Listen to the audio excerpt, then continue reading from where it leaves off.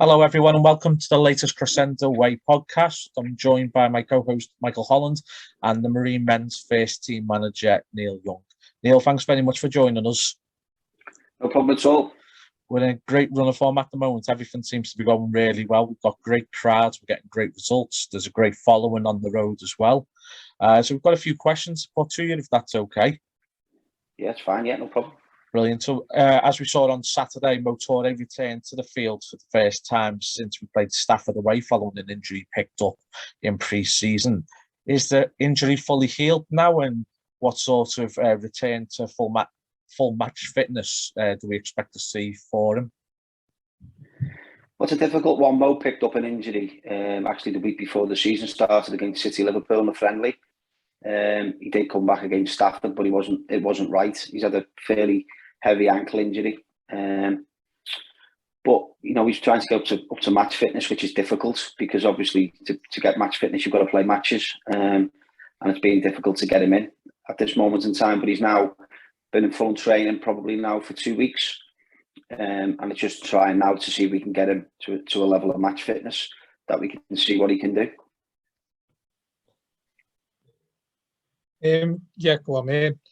What do you think of the thoughts on the season so far, Neil? Obviously, it was the first few games was edgy a bit, but obviously the last 9 or 10 games have been really good. I mean, does it surprise you how well we're doing recently, or how high we are on the table, or what your thoughts early on? It's not surprised me. I mean, people raised a few eyebrows in the summer when we made such significant change from obviously a promotion winning team last year, or squad from last year, who all done incredibly well. Obviously I've been in this situation before, getting promoted from the league we were in last year and landing in the Northern Premier League, and I think we've seen already how tough it is week in, week out. There's no easy games. It's not surprising. We've said all along that I think once we get everyone fit or to a level of fitness, we'd be okay. When you start at this level, you look at forwards, and in the summer, obviously we had Keelan at the club, and we brought Mo in as our big summer signing from a forward position, and we brought Jake Burton in. And unfortunately, we lost Jake. Keelan had an interrupted pre-season. We lost Mo before the season started, and I think we had Jake maybe for 3 or 4 games, was he? So if you don't have forward players, it doesn't matter how well you play or how well you defend as a team. If you don't have enough goals, you don't win football matches. It's as simple as that. So we've had to find a way. Will that be with midfielders playing up front, lads on loan, or just get into a position where we knock on that many doors, we get lads in that we need, and I think we're starting to see that now. We are creating chances, we are scoring goals, which then helps the defence who have done really well, from a clean sheet perspective and conceding goals perspective in the main. And touch on obviously the Mo and obviously Jake Bain. Obviously Jake went back to Tranmere, and obviously he thought he'd stay for a lot longer, and obviously Mo got the injury. Did that convince you really that you needed a bigger squad, really, like going forward for the new season, really? We always knew we needed a bigger squad. I think if you see us last year, we've done exactly the same this year. We're not going to be able to go out there and spend lots of money on 1 or 2 players, because first of all, those players, if they're available, are looking at Conference or Conference North in the main. So we've always decided that we would need a bigger squad. What budget we've had increased, we would use it to have a bigger squad of players. So if we did come across the injuries, which obviously we have had, we would have good players to come into the team. And I think that was proven and has been proven now for a few weeks. You only have to look at our bench. An old cliche, you're only as good as your bench, and I think that was proven in the last 2 weeks in particular, when you can bring on, the lads that we, Connor, Mo and Hayden on Saturday, shows you the strength of the bench. We've got lads coming back now from injury. We go to 1 game a week, which obviously gives us more time to get people back fit. So hopefully going forward, we'll go from strength to strength. But I think every team, or a lot of teams at this level, are in the same boat. Touching on the rotation of the forwards, there's also been a rotation in the midfield as well. We've had Charlie Doyle and James Barrigan, then we've had Jordan Lucy. We've rotated quite a bit around Lucas Weir as well. Is that case as well of managing minutes for players, or is it people picking up knocks, or is it a case of just making sure everyone's getting game time, as you say, with how busy it's been Tuesday, Saturday? I think it's a bit of everything, Adam, to be honest. We've had injuries in there. All them players have got similar qualities, but also got different qualities as well. And it just depends on what type of game we're going to play, in terms of what three we'll pick or what two we'll pick. Do we go with the one sitting and two further, or do we go with the two and the one, or as we have been doing recently, going with four midfield players? It's just different in terms of what game we come up against, who we come up against. And as I say, all got a lot of good players in midfield, all with different qualities. So we use them, to best advantage to everyone. Well, obviously, to talk about the goals then, but obviously the defensive side of the game, I think obviously we're the third best defence in the league, and even when we were scoring goals, they were keeping clean sheets and all that, wasn't it? Obviously, as well highlighted, Bailey had a bit of a difficult time last season, but I think he's been faultless this season, and I think that's helped obviously with Wardle and Spill and having a solid defence basically for them. Yeah, if you can keep that consistency from a back four perspective and goalkeeper, it always helps. Consistency helps them get understanding of each other. I think Bailey's best game for us this season was actually on Saturday. I know we won the game 5-0, and I think he only really had one save to make, but for me it was his decision making, which was very good in terms of when to punch, when to catch, how he punches. He made a good save first half. His kicking was much better. So generally, I think this season, in terms of an overall performance, from my perspective as the manager, I thought that was his best game. So obviously, in other games, he's made great saves, but overall, I thought that on Saturday was his best overall game. As a back four, Josh Solomon-Davies is now producing performances that we've always thought he could produce. He's been a revelation when he's been fit this season. Obviously, got a bad injury, but his performances, his fitness levels, have been on a different level. He's assisting, he's winning headers, he's at the bar and the post, I think, or at the bar twice in games. He's creating, and doing really well, and hopefully that will continue. Smigger, Johnny, and obviously Josh have come in, all more experienced. Group who know what it is to win games at this level. Obviously, a couple of lads have played in the Welsh League, similar level. So it's just about making sure that we can all glue together as a team. But more importantly, is make sure that we've got people. Also about football. Football is about footballers. Always has been, always will be. We can be the best tacticians in the world, but if your footballers aren't good enough, then it doesn't really matter. But I also think with good footballers, particularly at non-league, you've got to have good people. And I'd like to think, in my career, I've had very few lads who don't come up as both, good people, good footballers. We had a great group last year, and we've got another great group this year. They stick together, they work hard, they ask a lot more questions of each other, which is what I want. And hopefully, that'll take us forward. Touching on the defence as well, rightfully get praised for all the hard work they do at the back. You've touched on the fact that Josh Davis and Sean Smith now coming, doing the job out wide. How important is it for you and for how Marine play, the energy levels and the product of the end product getting forward as well? How important are they to the attacking side of this Marine team? Yeah, again, it just depends on who you're playing. On Saturday, I know Josh got forward for the 5th goal, but they virtually at times were 4 up front, which sits your fullbacks at home a little bit more, and then you've got to hope your midfield with the 4-on-2 in there, dominate the ball a little bit more, which we did in first half, but we did second. But we've got Joe Ferguson obviously out injured, who's a similar player to Josh. You've got Luke Clark, who when he's come in at right back, he's been excellent. He's never let anyone down. He's got a good head. He's got great ability on the football. And as you say, we've got Sean on the other side. And Baz has played there a few times, filling in that role. Who've also been excellent. So yeah, it's important if we can get them up the pitch. But first and foremost, it's making sure that they keep the back door shut and we defend properly. We're now in a position, I think, where we've got a midfield and forward line that should be able to be creative enough. And as I say, we get the fullbacks up the pitch. That's an added bonus. But the first thing you've got to do, you don't win football matches by conceding goals. You win football matches by making sure that you can keep clean sheets, give yourself a firm, ground to build going forward. And then obviously, if you've got that little bit of magic up front, then you win football matches. Just want to say about like the style of play, because I think I've watched the last few interviews, and you like, not last game, but obviously you're a bit critical about going a bit long too much. I think there's perception that came from the management about going long, but he was obviously really critical, weren't you, the last 3 weeks about doing that.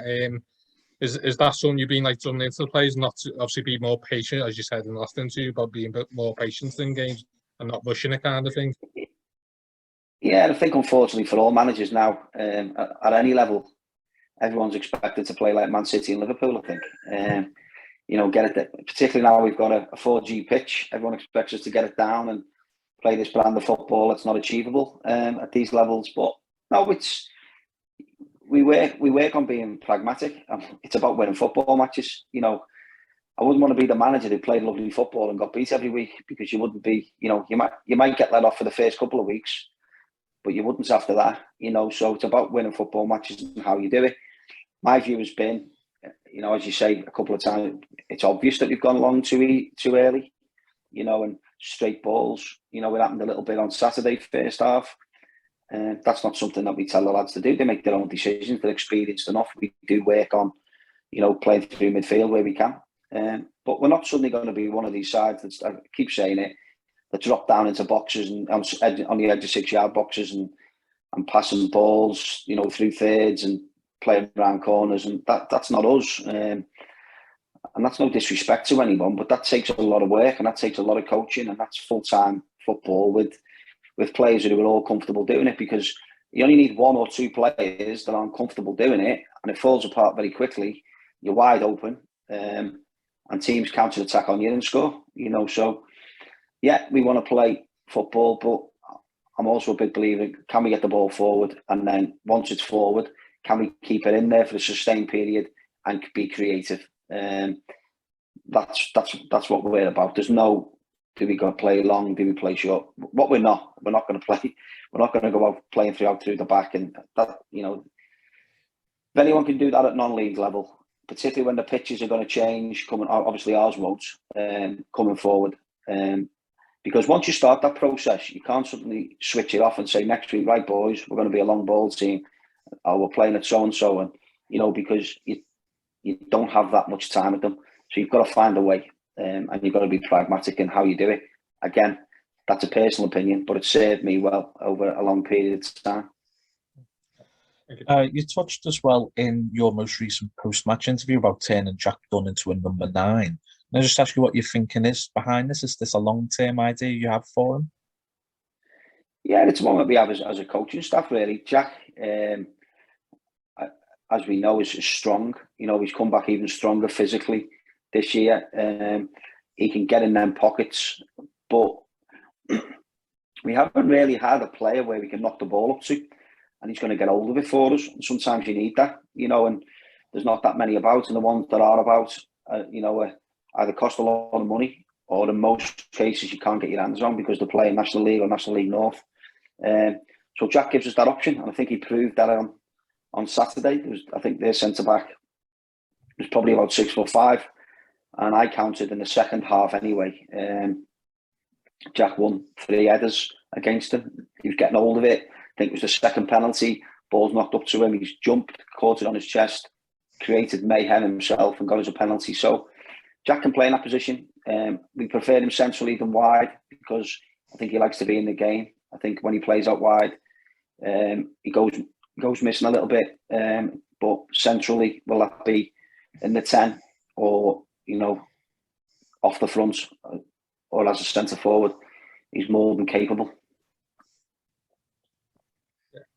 I was just going to say, actually, it's a bit off the record there, but people don't talk. I always remember, actually, with the night we won promotion, he talked about some fans playing Football Manager and think it's easy. I just want one thought about the stresses of being a non-league manager, because obviously you've got a family, you work, and you're obviously doing this. And I mean, how hard is it being like a non-league man? Because it's totally different from being obviously full-time, isn't it? Yeah, it's difficult, and it's got more difficult. Social media's made it more difficult, I suppose, for everyone. It's probably a bit easier for me because I'm more experienced now.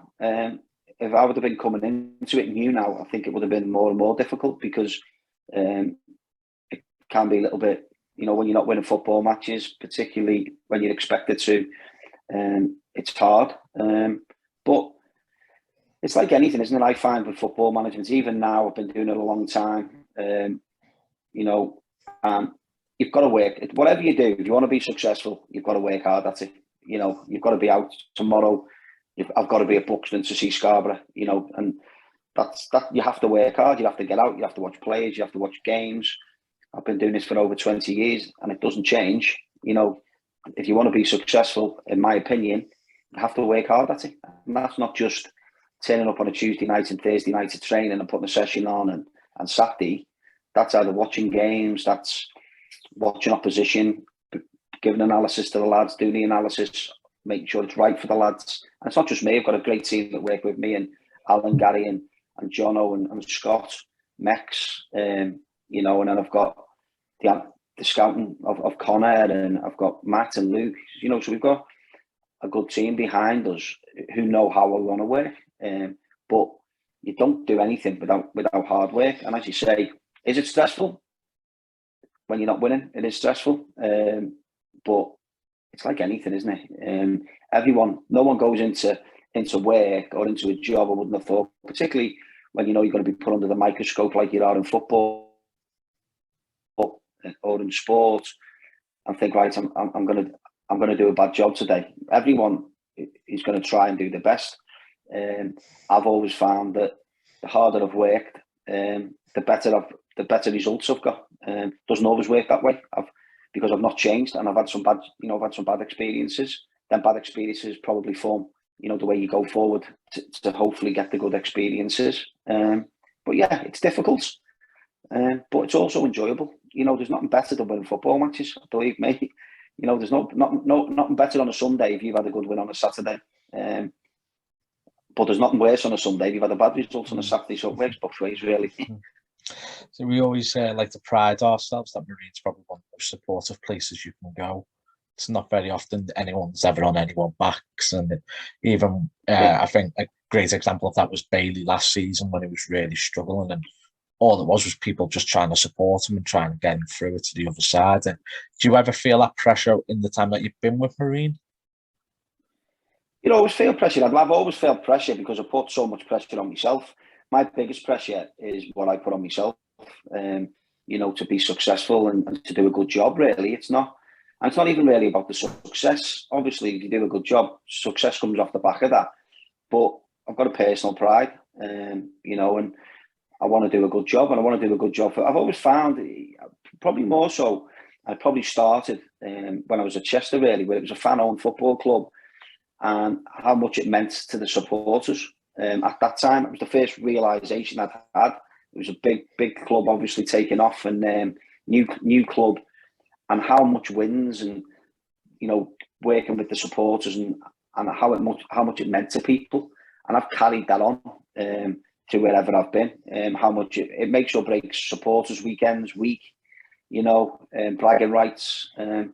But I think from my perspective, at Marine, I've always had a good rapport with the supporters, and I don't think that will change. I don't think, as you said before yourself, you're always going to get the odd people will that be on social media that are critical. That's the world we live in.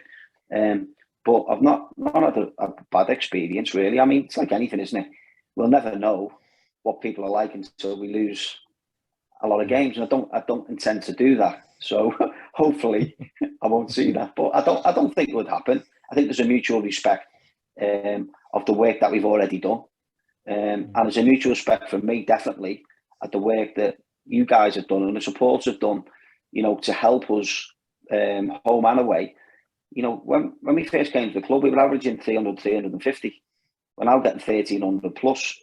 you know, and if we don't get over 1,000, people are disappointed, you know, and I think on the back of the FA Cup run, the Wrexham Cup run, obviously promotion last year, a fairly good start to a new league that we struggled in previously for a number of years.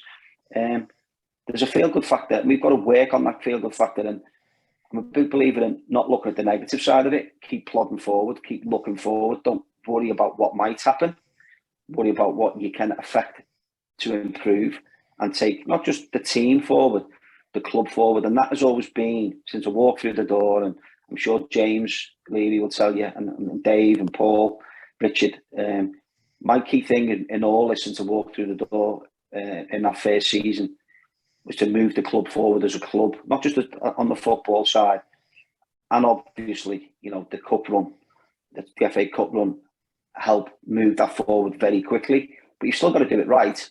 You've still got to do the right things, and you know, the pitch and the bars and what we've done to make it sustainable over a longer period going forward is great credit to everyone that's been involved. You know, because you can have all the money, yeah, and make bad decisions with it, and it's been proven time and time again in football. We've seen it from the top level down to non-league level. So I think great credit's got to go to everyone involved with the football club. And we've got to look forward and hopefully keep building, you know, and not get too carried away, but you've got to enjoy the good times in football. I remember meeting an ex-Marine, I think he's a legend, in Chrissy Camden, and it stuck with me probably 25 years ago. He said to me, Youngie, he said, I'm telling you now, lad, he said, enjoy your good times in football because there'll be plenty of bad ones. And that's what, and I took that with me. You know, I don't get, as you've seen, even when we promoted, don't get too excited, probably wrongly, because you're always guarded. You're always worrying about, and it's wrong, I know, you're always worrying about the next result, even though you're not playing for 3 months, 4 months in terms of promotion. Your mind's already clicking to, right, I've got to, it's the next phase. And that's a personal thing, I think, where I have had bad experiences, so you don't like them. So all you want is to try and stay on the positive side of them experiences and build. Something I've got to work on personally to enjoy success a little bit more, if I'm honest. I was just going to obviously talk about, obviously, you've been on there now 4 years, isn't it? At the end of your contract, would have been going on 6 years, you've been at the club. I mean, how much have you enjoyed, obviously, being at Marine, and obviously, would you want to stay longer, basically, if you obviously when in my personal contract should be offered if you ask me, but obviously would you stay longer if you obviously have the chance to? Well, I think Marine's now the longest I've been at a football club. I know we've had the COVID. Obviously, it's not in terms of the amount of games I've managed, but in terms of being at a club, it's the longest I've been at a club is 4 years. I think Chester was just under 4 years. So we've come a long way in a very short space of time. I think I've said previously, it's the first time since Chester, once obviously when I first came in, we were down there struggling. We got relegated, which obviously was not great.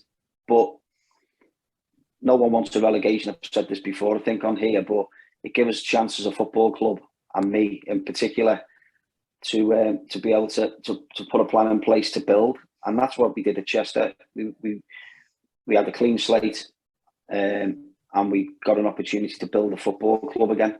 And I think if you speak to people behind the scenes, although I'm a football manager, I'm probably get on their nerves about everything else as well. I've got a bit nosy and want to do everything in terms of, but it's more around helping, because I have obviously through my day job, but obviously through football. And again, I keep going back to Chester, but that's where it was, where we just all got in and we helped build a football club.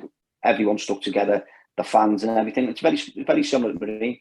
In the last 3 years in particular, we've all got together, you know, on the football side, and the club side, and the fan side, have all come together to build Marine up. I wouldn't say it's a brand. The brand's the wrong word, but you know where I'm coming from.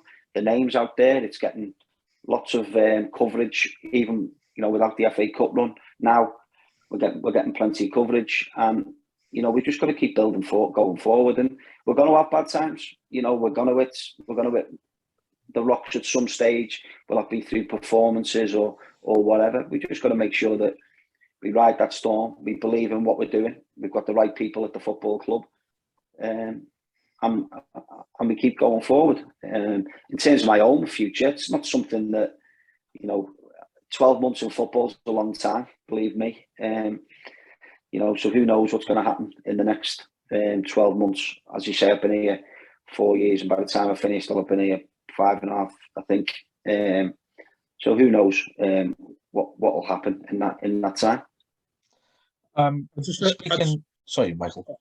Yeah, sorry, I just want to, honestly, a bit of props to you, really. I did the stat today, actually, and you've managed 131 games. You've won 81, drew 24, and lost 29. 69% win percentage, so it's not bad. No, it's not bad. It's not bad. No, it isn't. And as I say, we came in difficult circumstances.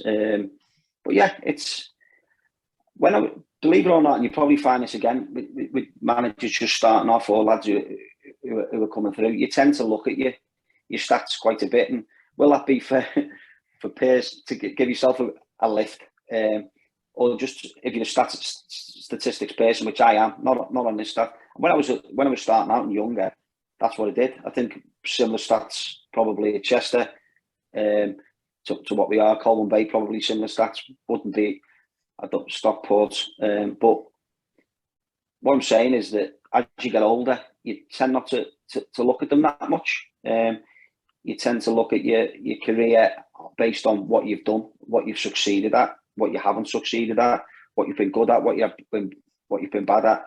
It doesn't become so much of a numbers game. Obviously, numbers are great, and people look at them and can judge your CV or judge you on what you are in terms of what you've won. But the key thing is, I think you've got to be judged on what you do on a football pitch. Your success that you've brought to a football club, and what the football club's like now from where it was, or when you leave it from where it was when you got it. I think that is the key indicator for me if you've been successful or not. Speaking of success and progression, in terms of Hayden Campbell and Sol Solomon, they really are progressing incredibly well. Are we seeing the emergence of potentially 2 Football League caliber players? I'm trying to keep them under wraps. Do we have to talk about them? They've been awful. I've been awful. I've benched them. 2 terrible players who were lucky that they're playing. Yeah. No, I mean, Hayden's coming. Obviously, we had Hayden, didn't we? On loan a few years. Hayden was meant to be in the squad for the Tottenham game. Hayden Campbell, believe it or not, and failed. He was the only person that failed the COVID test, unfortunately. Or Hayden would have been part of the Tottenham squad. But he's come back this year. He's got all the ability in the world. You've seen that. He's got 10 goals already. And he's not, and he's been a little bit in and out of the team. He's had a couple of thigh injury problems. He's fully fit. He's working out. Great lad, absolute diamond of a lad. And I think he can go a long way. I've had a personal conversation with him last week about what I believe he needs to improve on to get to where he needs to be, which I think is what you think, potentially Football League. But there's a lot of lads, trying to do the same thing. So, as I said to Hayden, you've got to stand up above them, and to do that, you've got to do the things that we spoke about last week. So, yeah, Sol Solomon, we shouldn't have signed him. We shouldn't have played him, and he's not. He's lucky to be in the side. No, Sol's been a revelation for me. He surprised me, to be honest. I mean, I watched quite a lot of him on VT before he came over. But since he's come over, as a footballer and a football brain for his age is quite remarkable. I've witnessed some good non-league players, and don't forget he's jumping up 2 leagues, I think it is, isn't it? 2 leagues to play at this level. New club, new area, new country technically. He's come a long way. He's done it in a very short space of time, but has all the tools go and be what he wants. Obviously, hard work is going to have to be absolute key. But so far, he's been fantastic, both in his application, his attitude, and obviously we've seen on the pitch on his ability. Brilliant. So, Neil, just want to ask you about Andy Scarisbrick as well. It took a bit of a while to get to us. He had to go by way of Bootle to get to us. What was the thinking behind bringing Andy Scarisbrick to Marine, and what does he offer different to what we already had?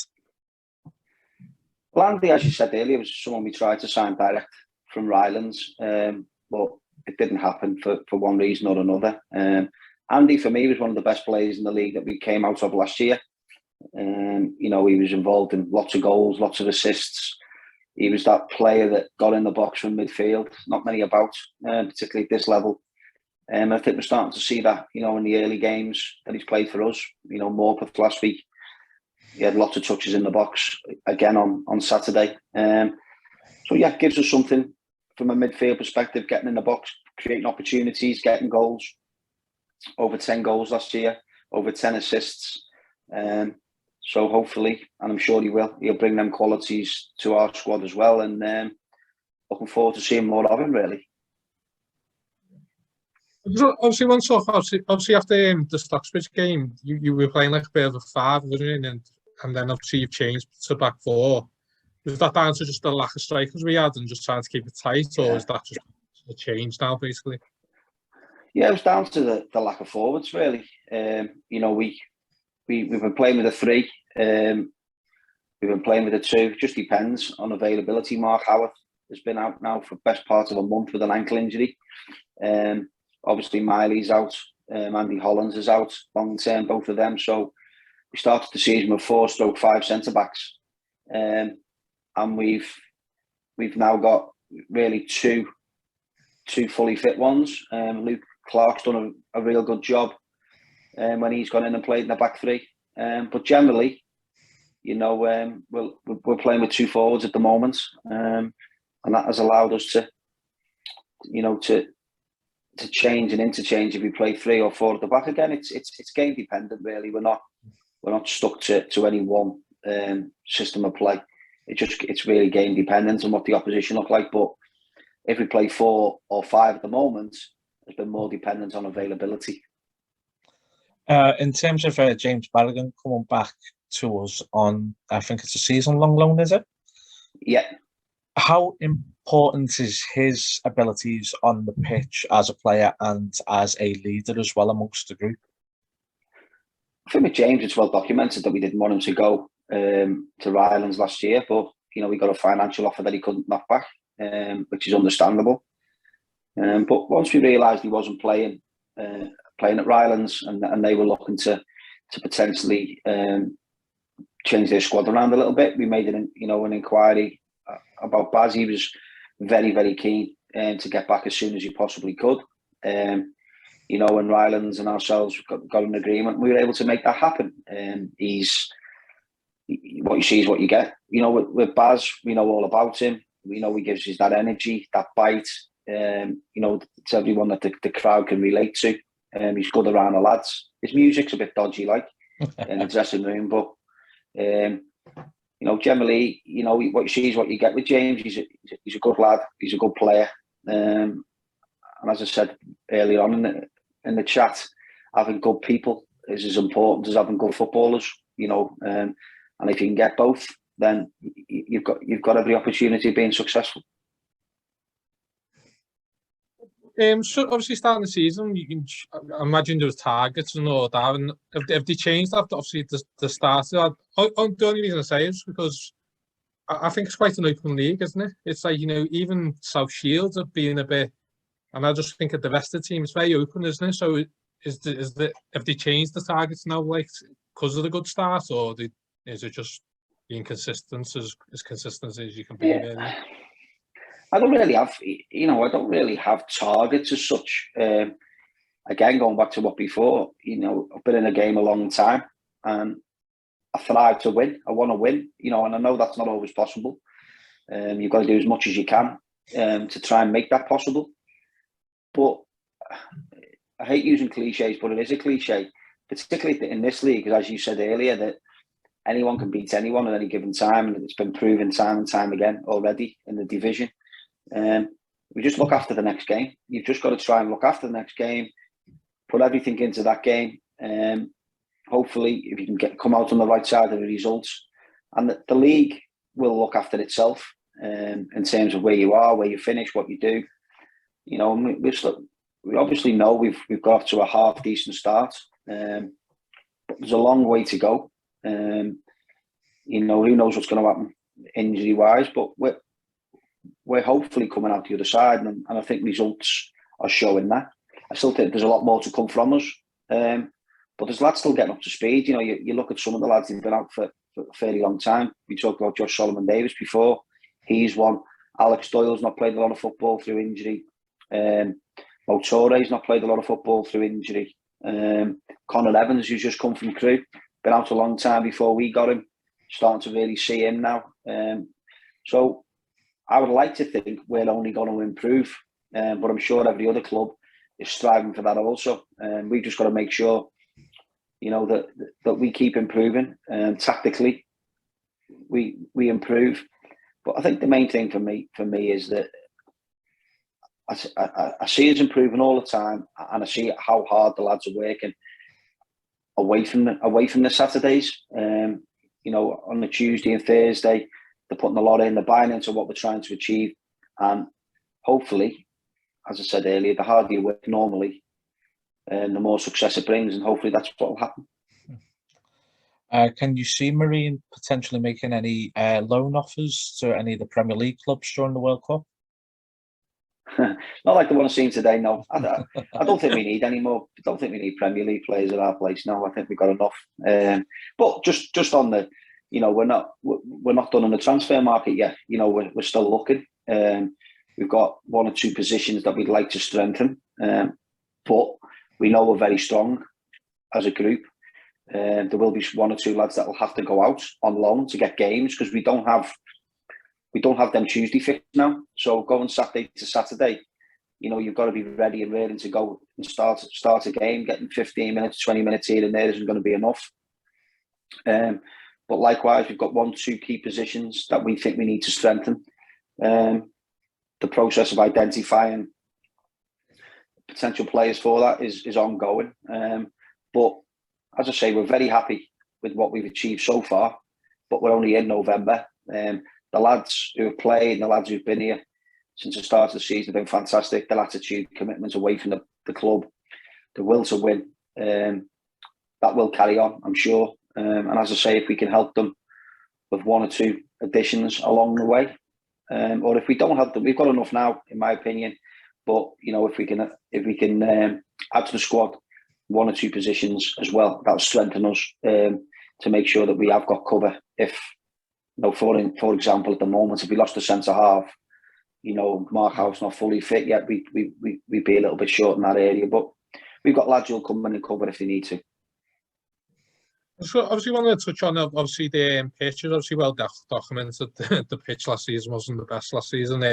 How have you felt with the new pitch, and with the players getting used to it now, kind of thing? Yeah, I still think there's this thing out there about 4G pitches that people still talk about. I think they try and link it back to the old AstroTurf pitches from many years ago. I always say, what's the alternative? The alternative is what we had last year in the main. And I know we had that pitch, but apart from going up to the conference and most conference north pitches, at this level and the level below, you will find, once the bad weather comes in, a lot of pitches, not them all, but a lot of pitches will deteriorate rapidly, particularly with the amount of football that have to be played on them. These groundsmen at all these football clubs are excellent, volunteers in the main, but excellent. But they're not miracle workers, and the weather, dictates how good the surface can be. With our pitch, I mean, I mentioned it in a talk I did on Saturday before the game. I think it was Tuesday night. It absolutely, battered down, and we were just able to train normally. If that was on grass, training would have been off. We wouldn't have been able to train, but we were on our pitch, no issues at all. It played like it would do normally. So yeah, you've got to look at the positives. I'm sure there's some negatives. Yeah, we'd all want to play football on grass. I'm sure we all would. But there's also got to be a reality of what's obtainable, and it goes back to what we spoke about earlier, doesn't it? It's about progressing the football club and what's best for Marine. Not what's best in the eyes of other people, or best because it's perceived as best. It should be grass.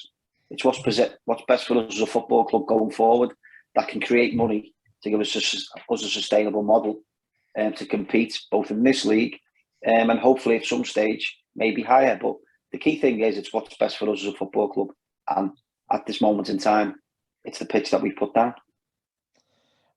When you hear the fans, particularly the young fans, as vocal as they were on Saturday as well, amongst the big crowd, what sort of impetus does that give to players?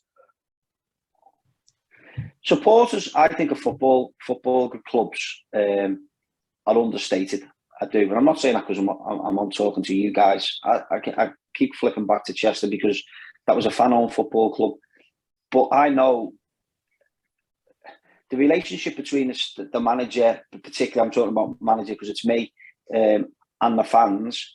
I think if you've got that good rapport, you've got a mutual respect.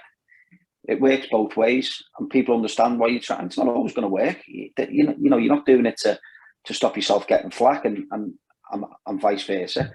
You're doing it to create a bond that will hopefully because a football manager most of the time will only be there for a period of time.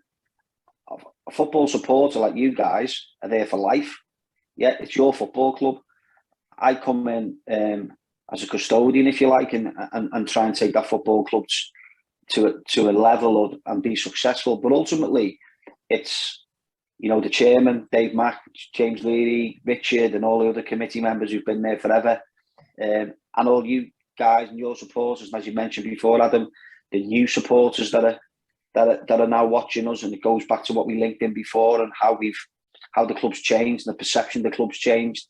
I found it, fantastic on Saturday in particular that all those young lads, young kids that were there, they're over the far side, opposite me actually, just as the game kicked off, and then obviously they went behind the goal, well behaved, enjoying themselves, having fun, and that's what it's about. That's what it's about, and it's about generations and making sure the next generation's ready and enjoy it. And what we can't do is we can't stereotype young people, because I think that sometimes happens. We've got to nurture them, and we've got to help them and enjoy the football and support the football club. But we've also got to support them. We've got to give them a little bit back so they want to come and enjoy the experience, because it's ultimately a different fan experience, but it's a fan experience for them to keep them coming, so they become 12, 13, 14, 15, 18, and then and that carries on, and that all comes back to what we were talking about, doesn't it? About growing the fan base, improving the perception of the football club, improving the fan experience. I think we can, we've done a lot on that. I think we can do more on that again, and I'm sure we will do more on that as we go forward as a football club. But fans home and away, in terms of us at Marine, I see a massive difference in terms of where we were at. And I know not just in terms of numbers, but in terms of what's going on behind the scenes, the amount of work you guys put in to bring other people on board, to arrange minibuses, coaches, to away games overnight or miles away. And I know, because it's the same as a manager, that if you get a good away win and you're on a coach for a long time, they're the best games, aren't they? I'm sure they are for supporters. Although you're probably drinking from the minute you get on, not just the minute you get on to come home, like some of our lads. But you don't want to know what that coach on Workington was like. I tell you. I wish I was on that one. I said from the beginning with work, I have to be on that coach, and I wasn't going until about 10:09 that morning. I said I have to be on that coach because I know we win. That's going to be the best place in the world, and I was absolutely right. Best coach I've ever done. And it was the way we won as well, wasn't it? With obviously scoring last minute, and then Neil, Kenji getting the winner and a hat-trick. You know, it was a great evening, and then a good afternoon on the following Saturday. But yeah, going back to your question, you know, we must encourage these young supporters to come to the football club, and the key thing is make sure we've got plans in place on how we keep hold of them, really, and keep encouraging them to come. Because I was surprised, I'll be honest, of how many of them. So the first time I've really realised it on Saturday in terms of the younger elements. I don't know if they were because they were all together or because there was more of them this week, but they were fantastic. You know, and great credit to them.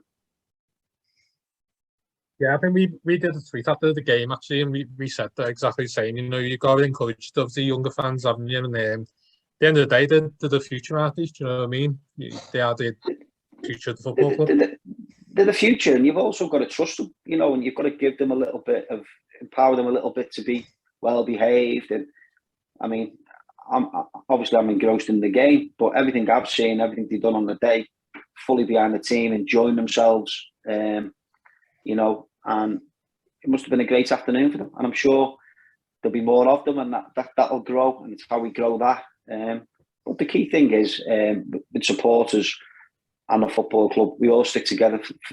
There's, as I say, I'm here as the football manager. The supporters, it's their football club, so we have to make sure, and in my time at the club, and that we drive the football club forward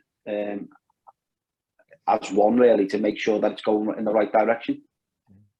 That's it. I think while we've got an opportunity as well, just say a big well done to the stewards as well, who you know, they make sure the kids are looked after.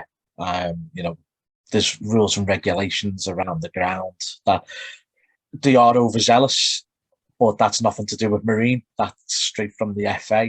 The club has to adhere to it or get fined. So it's a bit of a thankless job at times being a steward. So I think we have to say as well, you know, really well done to them as well for the job they do. Definitely.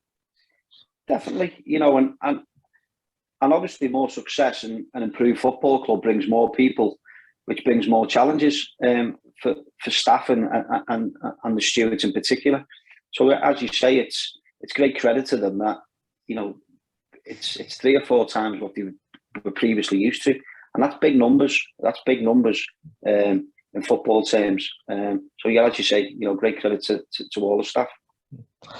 So in the summer, go on, mate. Sorry, I was just going to ask in the summer as well. You were speaking before about the league and the openness of it, on what Michael was touching on. I mean, did you envision in the summer when preparing for the season how sort of open and compact it would be? Never really worried about it. I mean, to be honest, I've not. All you worry about, or I tend to worry about myself, is that obviously I've been in this league before, and I've just got to get the best team I can possibly get for me. Not for me, for us as a football club. You know, that's can be my only aim. As long as I'm doing my job and trying to get the best possible team I can get for Marine Football Club, then it's down to me then to pit that against whoever comes up next. I don't know what. Obviously, we know South Shields have got what they have available to them, and how well they well coached they are, and what a good side they are. And then you've got your Warringtons and all the teams that have been up and around there at the top in the last 3 or 4 years. So you watch them, you watch the different levels of football. So you know roughly where you've got to land in terms of my team. It's can it be done? Can we get them? And I've said this, you know, privately within the football club, that forgetting where we are at the moment, and we've got to establish ourselves. You know, we've got to become established and once we become established and embed ourselves a little bit more, we need players to look at us and go, yeah, I'm having Marine, you know. And I think where we've come from, where we're currently at, the fan base we're now getting, you know, the players that we're attracted, and when I was talking about before about maybe getting 1 or 2, you know, if we can attract 1 or 2 players that clubs may not expect us to be able to attract, people then go, aye, what's happening at Marine? The Gates have done this. They were on the telly against Tottenham. They've been promoted, and it's just that sea change in attitude, and that's where we've got to try and get to. You know, because there's a lot of good big clubs, non-league clubs, in a very small area for us, and we've got to try and be right at the top when players are picking which one's next for them, and that's what we're trying to do. Not just in terms of what I'm trying, but what we're trying to do as a football club. We're trying to improve the football club all over. So when people go, because word of mouth in football is everything. Will that be from a player, a parent, a supporter, a player from another club?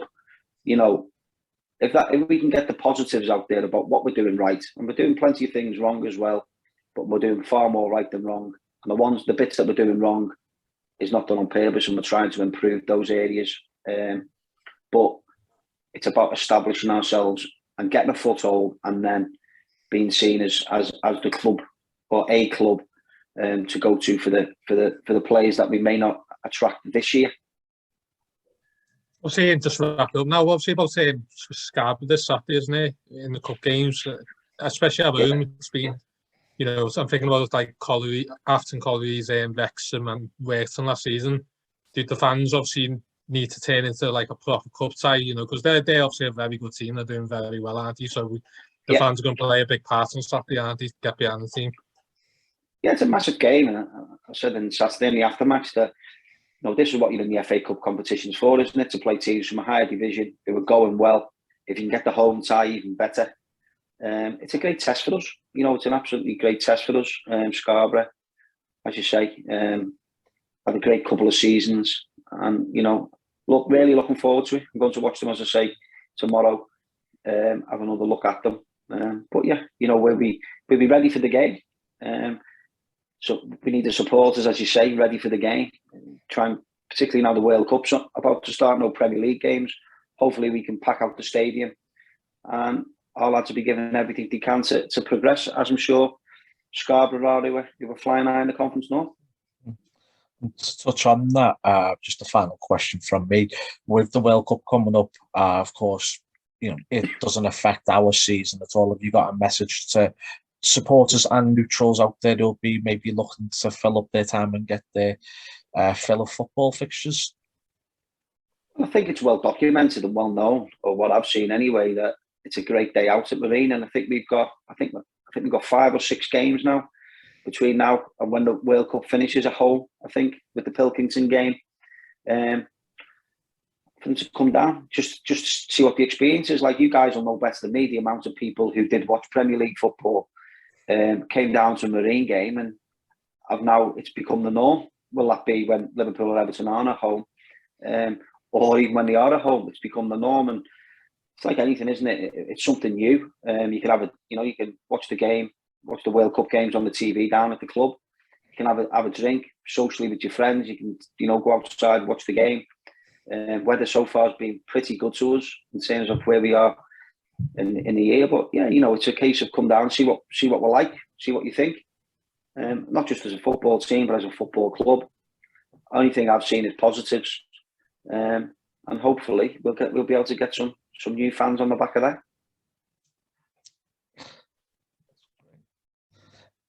Anything else from you, Michael? No, done.